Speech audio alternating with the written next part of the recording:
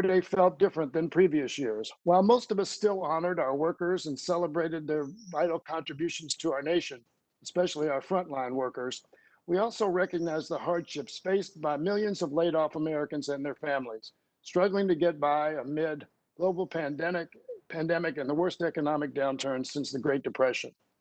Yet these twin crises have amplified problems that existed long before the coronavirus: devastating healthcare inequities, the loss of stable, well-paying jobs, and stagnating wages. While our economy has slowed, exacerbating these underlying issues, technological change has marched on, creating even more challenges. As we look to the future, artificial intelligence, or AI, has significant potential to disrupt the world. It presents opportunities to improve lives, livelihoods, productivity, and equality.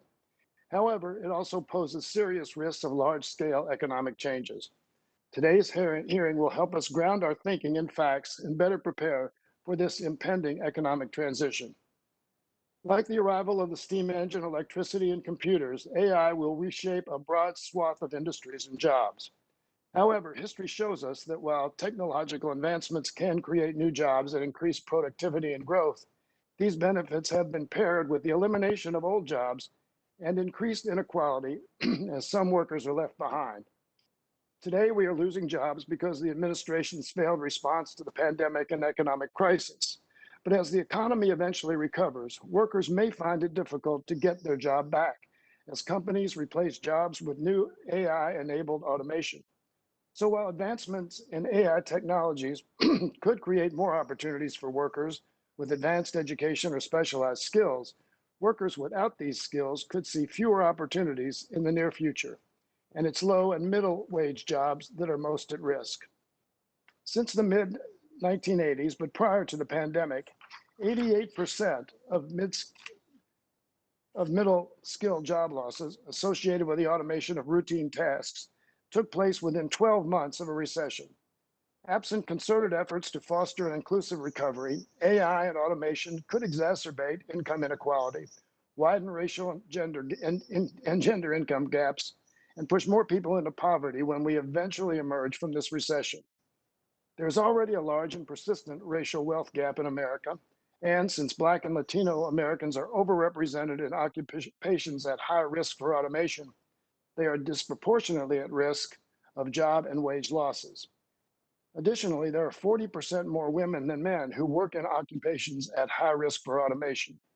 The Organization for Economic Cooperation and Development estimates that AI and automation could eliminate upwards of 14% of today's jobs and disrupt an additional 32%. Current AI technologies have also raised concerns around replicating human biases and discrimination in algorithms. Given the range of AI applications emerging in employment, housing, healthcare, financial services, and criminal justice, improved transparency and oversight are needed to ensure AI tools do not replicate or expand discriminatory practices. Just like previous technological breakthroughs, AI will broadly impact the federal budget. Along with IT modernization, AI can directly improve the efficiency and effectiveness of government operations, leading to savings. With the industry set to generate additional economic activity of up to $13 trillion worldwide by 2030, federal R&D investments will remain essential to U.S. leadership and competitiveness in AI technology. However, the benefits will only be available to all Americans if paired with strategic investments to support our workforce through this impending evolution. The pandemic and economic crisis have already shown that income security and related programs are crucial for supporting Americans during challenging times. The shifting job landscape expected with widespread AI implementation further demonstrate this need. This will require strong federal investments in social programs and affordable health care, child care, and housing, as well as new approaches for retraining and upskilling our workforce.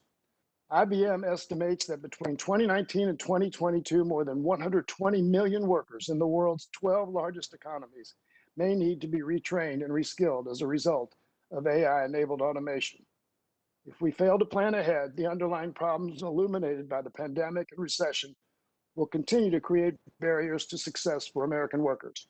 We have a responsibility to get Americans through the COVID crisis, but we also must address the long-term economic challenges we know are coming. These issues are complicated and nuanced, but that's why we are here today. With the help of our expert witnesses, we can begin to chart a path forward that leads to inclusive economic growth, broad social benefits, and a better prepared workforce. I look forward to learning more about the magnitude of the potential changes to our economy and job market and the federal policies that will be needed in response. I now yield 5 minutes to the ranking member, Mr. Womack of Arkansas.